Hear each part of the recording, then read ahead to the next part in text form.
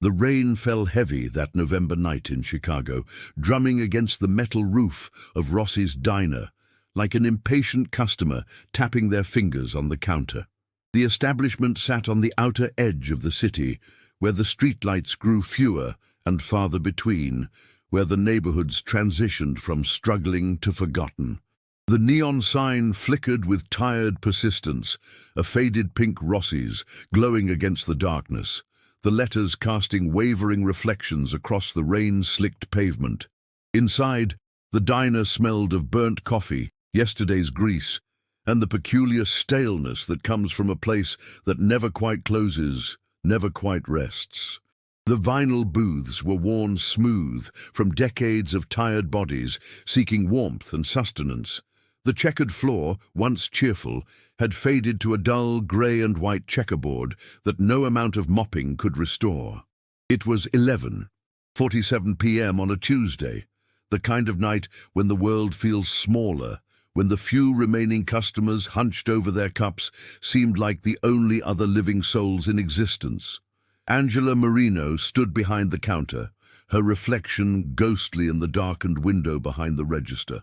She was 34 years old, though her eyes suggested someone older, eyes that had learned to carry weight. Her dark hair was pulled back in a practical ponytail, a few strands escaping and clinging to her forehead. The name tag pinned to her uniform read simply Angela, and below that, faded letters spelled out Rossi's, in a font that hadn't been updated since the early 2000s. Her feet ached.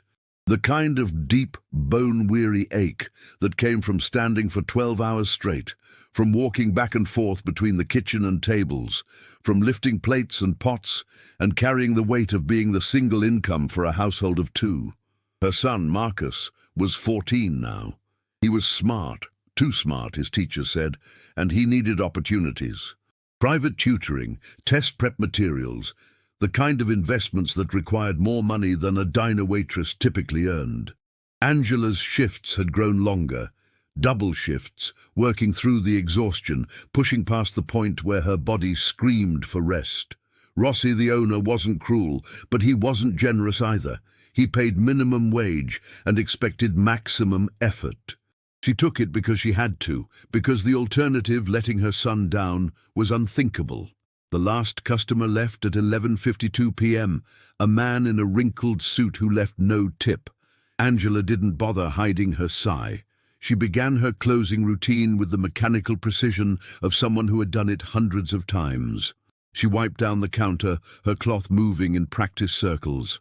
She stacked the chairs on the tables, their metal legs gleaming under the fluorescent lights. She swept the floor, gathering dust and crumbs into a neat pile, then swept again. Everything had to be perfect for tomorrow's opening shift. The kitchen was silent. The back door, the one that led to the small alley behind the diner, was visible from where she stood. Through its small rectangular window, she could see the rain still falling, creating temporary rivers in the cracked asphalt. She had taken out the trash 5 minutes earlier, and the dumpster sat at an angle, its lid propped open against the wall. At 12:13 a.m., Angela locked the front door and turned off the main lights. She left only the dim emergency lighting active, casting everything in a pale greenish glow. She moved toward the back, ready to lock up completely, to head to her car parked on the street a block away, to drive home to her son, to collapse into bed for 5 hours before her next shift began. She never made it. The back door was slightly ajar, not unusual, as she often left it open while taking out trash. She pushed it open and stepped into the alley, the cold November rain immediately soaking her uniform. She pulled her thin jacket tighter, a gesture that did little to ward off the chill. The alley was dark, illuminated only by the light spilling from the diner's back window and the distant glow of a streetlight at the alley's mouth. That's when she heard them. Footsteps, multiple sets, moving with purpose, moving toward her. Angela's heart made a small jump in her chest, an instinctive flutter of warning. She turned to look back at the diner, calculating the distance, the time it would take to get back inside and lock the door. It was too late. Three figures emerged from the shadows at the end of the alley. Three men, their faces obscured by the darkness and the rain. They moved with the confidence of people accustomed to taking what they wanted, accustomed to meeting no resistance. The center man was taller than the others, with shoulders that suggested violence as a regular occupation. The man to his right was smaller, wiry, with something twitchy about his movements. The third was heavy-set, his silhouette suggesting both strength and a certain sluggishness. Angela's voice, when she found it, was steady. Years of waitressing had taught her to keep her composure. But underneath, fear was blooming, spreading through her chest like ink in water. She took a step backward. One step, another. The three men continued walking toward her, unhurried, unstoppable. She opened her mouth to scream, but the sound that emerged was barely audible over the pounding rain. "Stay back," she managed, though her voice trembled at the edges. "I don't have anything," the tall one laughed. It was a sound without humor, cruel in its confidence. He reached out, and Angela felt his hand close around her arm, his grip iron-hard and inescapable. She jerked away, but he was stronger, so much stronger. The other two moved closer, boxing her against the diner's brick wall. The rain continued to fall, cold and indifferent, washing over them all equally. What happened next was a blur of pain and panic, and the horrible realization that she was completely, utterly alone in this moment. The first punch came from her right, the smaller man's fist connecting with her ribs, with a force that drove the air from her lungs. She gasped, doubled over, and that's when the heavy-set man struck, his fist aimed at her face. She turned away, and it caught the side of her head instead, stars exploding across her vision. She fell to her knees on the wet asphalt, blood mixed with rain on her lips. Her mind was screaming, begging for help that wouldn't come, aware that in this moment, in this forgotten alley, behind a forgotten diner on the edge of Chicago, there was no one to save her. The tall one stood over her, and she heard him demand something about money, about wallets, about giving them what they wanted. She tried to explain that she had nothing, that she was just a waitress, that her tips that night had added up to $42, and that money was for gas and groceries, not for criminals in the night. She tried to explain, but the pain made her words slur. Then something changed. It was subtle at first, a distant sound, the hiss of tires on wet pavement. The men paused, momentarily distracted. The sound grew louder. A car was coming, turning into the alley. The headlights swept across them, blinding in their brightness, and for a moment the three attackers froze like animals caught in the glare of an oncoming truck. What pulled into the alley was a black Maserati, gleaming even under the rain, its engine purring with an expensive, predatory grace. It came to a stop, and for a moment, nothing happened. The headlights remained on, keeping the three men frozen in their illumination. Then the driver's side door opened. The man who stepped out seemed to emerge in slow motion, though perhaps it was only fear that distorted Angela's perception of time. He was tall, with silver threading through his dark hair, his face bearing the kind of weathered handsomeness that came from years of living hard and carrying weight. He wore an expensive charcoal coat, and his shoes, even from her position on the ground, looked like they cost more than Angela earned in a week. He said nothing. He simply closed the car door and began walking toward them, his footsteps splashing through the puddles that dotted the alley. His movement was unhurried, casual even, as if he had nothing to fear, as if three violent men posed no threat at all. The tall attacker looked at his companions, and Angela saw something shift in their faces, recognition perhaps, or fear. They stepped back slightly, and the tall one released his grip on Angela's arm. The newcomer continued walking. He was perhaps 5 feet away when the tall attacker made a decision, likely the worst decision of his life. He swung his fist at the stranger, throwing everything he had into the punch. What happened next occurred in a span of seconds, but Angela would remember it for the rest of her life with crystalline clarity.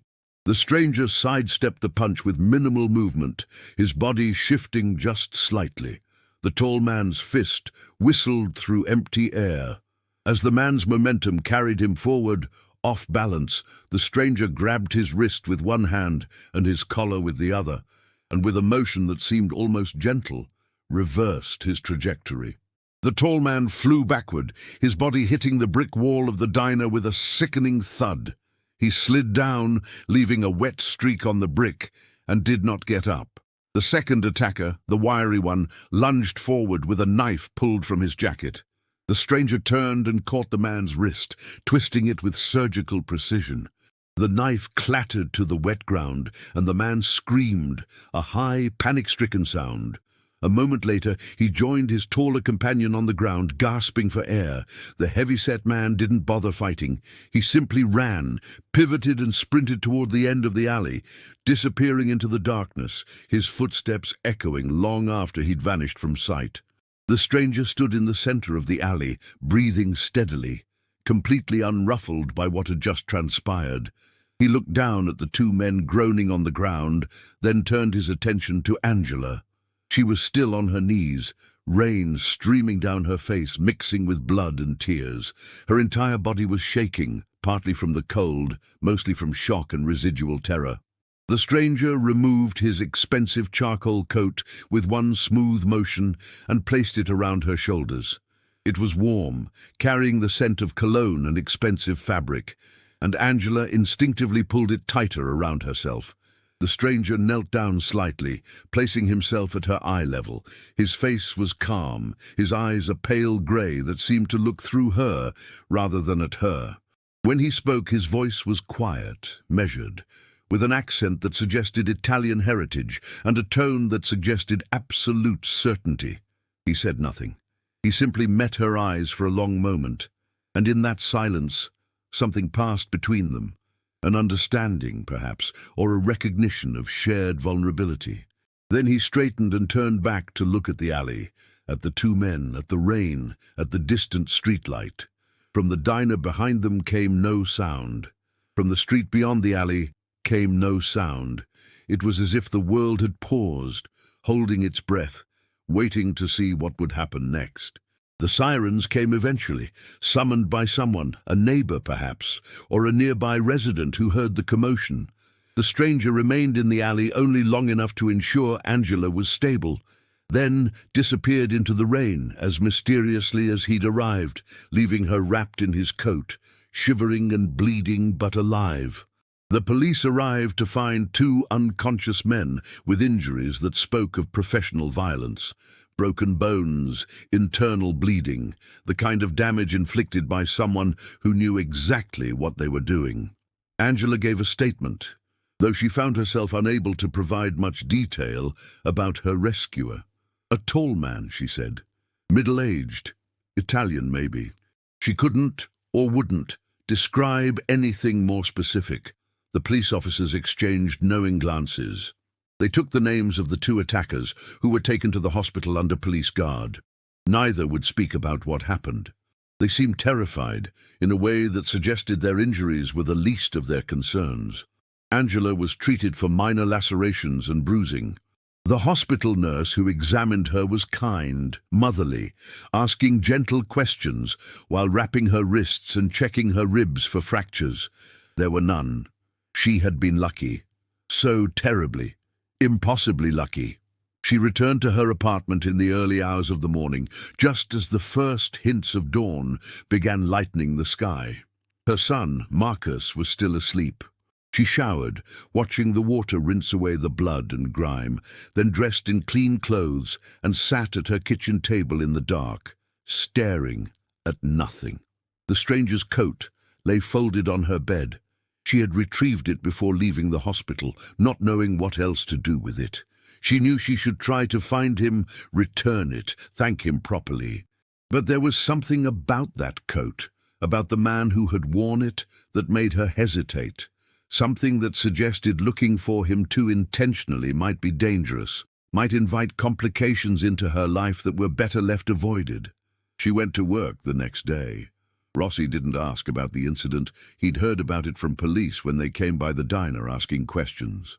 He simply grunted, told her to take it easy, and asked if she wanted to switch to the day shift. She said yes. She couldn't face another closing shift, couldn't return to that alley.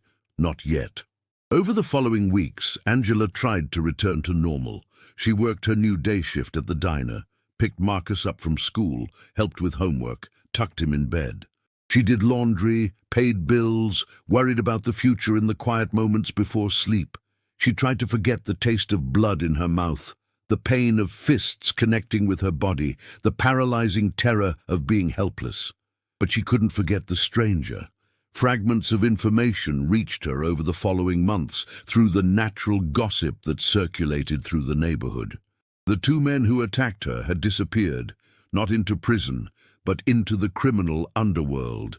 They had left Chicago, heading south, their names whispered with fear and caution by other petty criminals who knew them. One name began appearing more frequently in conversation, mentioned with a particular kind of reverence and fear that was different from the usual street gossip. Dominic Caruso. She heard it from a regular customer at the diner, an old man who worked on the waterfront. She heard it from the butcher shop owner next door. She heard it in fragments of conversation from men in expensive suits who occasionally sat in the corner booth and spoke quietly, assuming no one was listening.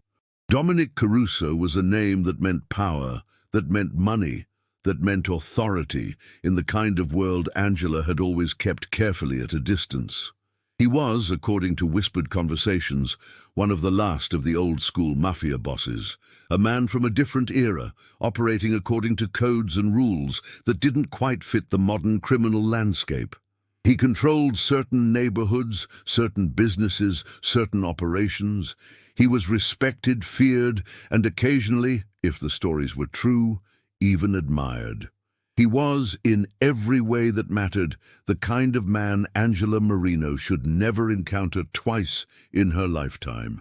Yet she found herself thinking about him, about his calm in the face of violence, about the way he had placed his coat around her shoulders, about the way his eyes had held hers for that long moment in the alley. Months passed. Winter turned into spring, and Angela's life continued its familiar rhythm. She worked, she took care of Marcus, she made plans for his future, she existed in the small space between struggling and surviving. Then one afternoon in March, a man entered the diner. He wasn't the stranger from the alley. He was younger, maybe mid-30s, with slicked-back hair and the kind of tailored suit that belonged nowhere near a Chicago diner on the South Side. He sat in a booth, ordered coffee, and watched Angela with an intensity that made her uncomfortable. She served his coffee and retreated to the counter, but she felt his eyes on her. When she looked at him directly, he didn't look away. He simply smiled, a smile that was all business and no warmth, and gestured for her to come to his table. Angela's first instinct was to refuse. But something in his demeanor, something in the way the other customers in the diner had suddenly gone very quiet, suggested that refusal might not be wise. She approached his table slowly, her heart already beginning to race with a familiar dread. The man pushed a sealed envelope across the table toward her. He said nothing. He simply waited, while Angela stared at the envelope as if it were a snake that might strike. Slowly, with trembling hands, she picked it up. It was addressed to her, written in careful, formal handwriting. She opened it, her eyes scanning the contents while the man watched. Inside was a check, a large check, far more money than she could process. Below it was a brief note, written on expensive paper in the same careful handwriting. For your son's education, for his future, no repayment necessary, a debt owed to your kindness in not speaking of what you should not speak of. D.C. Angela felt the diner spin around her. She sank into the booth across from the man, the check still in her hands.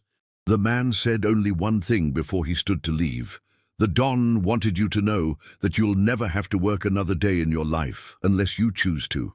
Anything you need, anything your son needs, you have only to ask. You are under his protection. Then he was gone, leaving Angela sitting alone with a check that would change everything about her life and a name that would haunt her every quiet moment. Dominic Caruso. Angela used the money to leave the diner, to buy a small house in a better neighborhood for herself and Marcus. She quit working entirely and focused on her son's education, which bloomed under her full attention. His grades improved, his test scores climbed, and by his senior year of high school, colleges were competing for his attention. She had a comfortable life now, a safe life, a life without the bone-deep exhaustion of double shifts and without the constant weight of financial desperation. She had time to be present with her son, to have dinner together most nights, to listen to his dreams of becoming a doctor or an engineer, or something that required the kind of opportunity his mother had never had. And throughout all of this, she never spoke, not to the police, not to friends, not to anyone. She accepted her protection, her new life, the security that came with Dominic Caruso's name attached to hers like a shield. She accepted it and said nothing. But acceptance didn't erase questions. Who was Dominic Caruso? What kind of man helped a stranger and asked for nothing in return? What kind of protection came with such a price tag? Angela did research late at night when Marcus was asleep, searching the internet for information about the man who had changed her life. What she found was fragmentary, scattered across news articles and criminal databases. Dominic Caruso had been born in Chicago in 1965, son of an Italian immigrant who had been connected to various organized crime activities. Dominic had grown up in those circles, apprenticed under his father, and had eventually taken over his father's operations after the elder Caruso's death in 1990. By all accounts, Dominic Caruso was ruthless. There were allegations of violence, extortion, money laundering, connections to murders that had never been solved. He had served time in prison twice, once for assault, once for racketeering, though the sentences had been short, the kind of sentences that suggested either excellent legal representation or well-placed influence in the justice system. Yet alongside the dark information were other stories of Dominic Caruso helping neighborhood kids stay away from drugs by funding youth programs. Stories of him personally delivering food to families during the worst of an economic downturn. Stories of him preventing violence, stepping in between feuding gangs, brokering peace with a word and a look. He was, it seemed, a man of contradictions, a criminal and a protector. A violent man who chose sometimes to use violence in service of protection. A man living in an underworld that had strict codes and rules that Angela, from her position on the legitimate side of society, could barely comprehend. It was Marcus who forced the issue, though he did so unknowingly. Marcus was 18, a senior in high school, preparing applications for university. He had come home one day with a scholarship offer from Northwestern University, a full ride covering tuition and living expenses. He was ecstatic, and Angela had celebrated with him, both of them crying happy tears.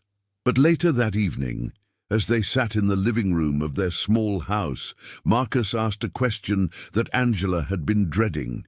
He asked how they had suddenly become wealthy, how they had gone from barely scraping by at the diner to owning a house and having enough money for him to attend private test prep and go on college visits. He wasn't accusatory, just curious.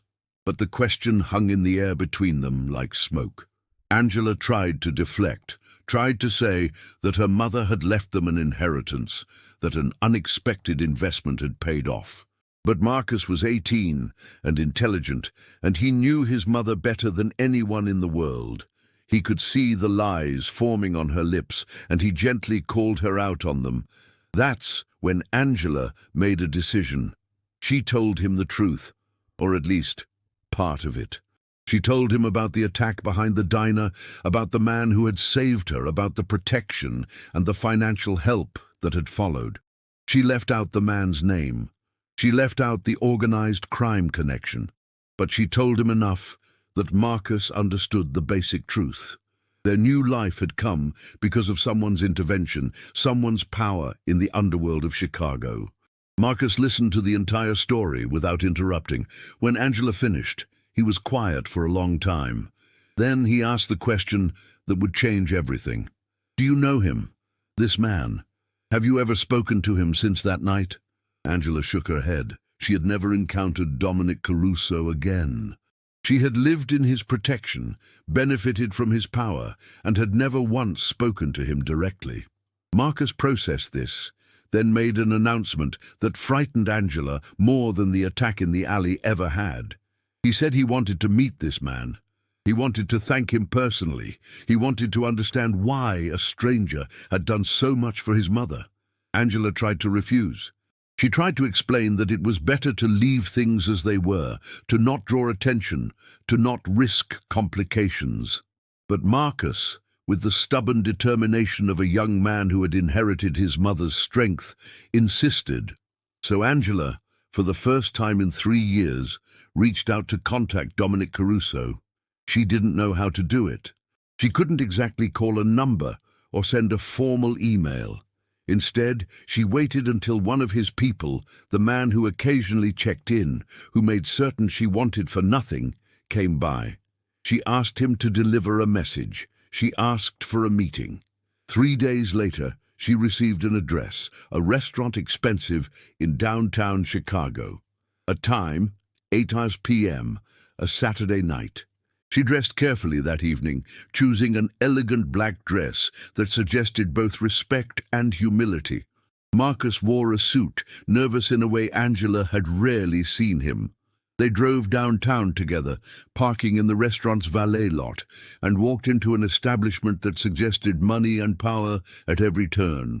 A man in a dark suit greeted them immediately, as if he had been expecting them. He led them through the main dining room, filled with well-dressed people conducting business and celebration, and toward the back, toward a private room. The room was small, intimate, with a single table set for 3. And at that table, waiting, was Dominic Caruso. He was older than Angela's memory had preserved him. His hair was more silver now than black, and his face bore additional lines that suggested 3 years of continued weight and responsibility. But his eyes were the same, that pale grey that seemed to look through you rather than at you. He stood when they entered, a gesture of courtesy that somehow made Angela feel both respected and terribly nervous. He smiled slightly, just a small lifting of the corners of his mouth, and gestured for them to sit. The dinner was not what Angela had expected. She had anticipated formality, perhaps coldness, or at minimum, a transactional quality to their interaction. Instead, Dominic Caruso was surprisingly human. He asked Marcus about his college plans, listening with genuine interest as the young man talked about his aspiration to study medicine. He asked about Angela's current life, whether she was happy, whether she wanted for anything. He spoke about his own family, his own parents, his mother particularly, mentioning how she had struggled when he was young, how she had worked herself to exhaustion for his benefit, how he had sworn that he would never let her suffer again. It was this revelation that explained everything. It was the reason why a man like Dominic Caruso had stopped to help a stranger in an alley behind a diner. It was the reason why he had continued to provide protection and resources long after the immediate danger had passed. It was because Angela Marino was, in many ways, a mirror of his own mother, a woman struggling, sacrificing, fighting for her child against the indifference of a world that cared nothing for her survival. By the end of the evening, something had shifted. Angela saw Dominic Caruso not as a dangerous criminal or a frightening benefactor, but as a man who understood loss and sacrifice. A man who had been shaped by his mother's suffering and had built an entire life, criminal though it was, partly around a desire to prevent such suffering in others. Marcus, watching his mother and this man talk, began to understand something as well.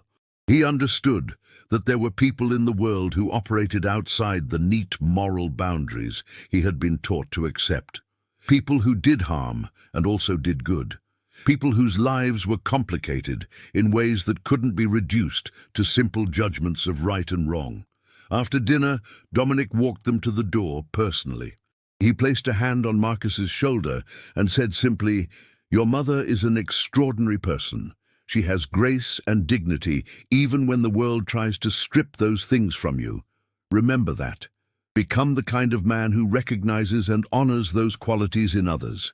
Then he turned to Angela, and his grey eyes held hers for a long moment, the same long moment from 3 years ago in the rain-soaked alley. And in that moment, something unspoken passed between them, an understanding, an acknowledgement of the strange path that had led them here, to this restaurant, to this moment. Dominic Caruso took Angela's hand gently, kissed the back of it, a gesture old-fashioned and surprisingly tender, and said, "You never have to thank me. What was given freely as it should be. Live well. Protect what matters. That is payment enough." Weeks later, Marcus received a second scholarship offer, this one from Harvard Medical School with full funding. He would accept it, attend Harvard, and eventually become a physician specializing in emergency medicine. He would spend his career saving people, extending to strangers the same kind of mercy that had been extended to his mother in an alley behind a forgotten diner. And Angela Marino would live her life knowing that she had been saved twice, once by a man's intervention, and once by his refusal to ever collect payment beyond the simple request that she live well and protect what mattered. Years later, long after she had stopped working at Rossi's diner, Angela would sometimes drive past that alley. The diner had changed hands several times. The brick wall where she had been beaten had been repainted. The world had moved on, as it always does. But she never forgot. She never forgot the sound of footsteps in the rain. She never forgot the terror of helplessness. She never forgot the moment when a black Maserati appeared out of the darkness, and a man stepped out who asked for nothing except to be left alone. And when Marcus would ask, later in life, about the man who had changed their family's destiny, Angela would simply say, "He was someone who understood that the measure of a person isn't found in their choices between right and wrong, but in their choices between easy and just. He chose just, even when it cost him." Dominic Caruso would never be honored publicly for what he had done. He would never receive credit for the lives he had protected, the futures he had shaped, the mercy he had extended to those the world had forgotten. His name would remain connected to violence and crime, and the dark underbelly of organized crime. But in one small house in Chicago, a mother and son would remember him differently. They would remember him as the man who stepped out of a car in the rain and asked for nothing but a chance to help. They would carry his example forward, not the violence, but the compassion, not the crime, but the courage to intervene when someone needed saving. And perhaps that was the real story all along. Not the story of a mafia boss, but the story of a human being who chose, in one critical moment, to see another human being's suffering and act. A man who understood that protection sometimes requires strength, but protection always requires choosing to use that strength for something that matters. The legend of Dominic Caruso would persist in the underworld, carried forward in whispered conversations and careful nods. But the true story, the story that would echo through generations, passed from Marcus to his own children, carried forward like a sacred trust, was the story of one rainy night, one moment of mercy, and the woman who learned that sometimes salvation comes from the most unexpected places, offered by the most unlikely of saviors.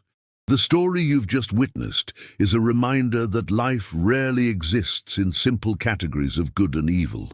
It reminds us that humanity persists even in the darkest corners, that compassion can flourish in the most unexpected circumstances, and that the choices we make in moments of crisis define not only our own lives, but the lives of those around us.